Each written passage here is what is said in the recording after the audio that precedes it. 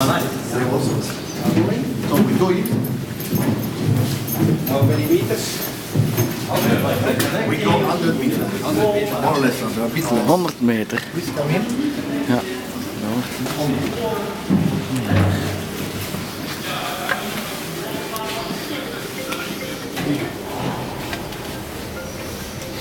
So here you have pictures of how they installed it. All the detector was built outside of the cave and was brought inside the cave via this big hole. You will see it.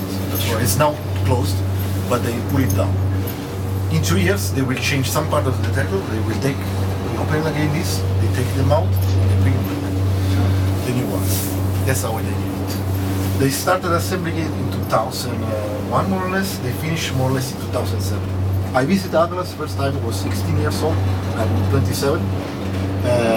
It was under construction. It was 2007. It was the last year. It was under construction before they started the construction. So after they finished the construction, first collision, they started measuring 1 year after, because first they did all the calibration measurements, to know the position, to know if all the detectors were behaving as expected, and to check the status of the detector. Because if you do a beam collision without knowing the detector how it's working, you can damage it a lot. Especially if the beam doesn't go in Ik the echt dat het een heel stuk naar beneden zit gegaan. Hè.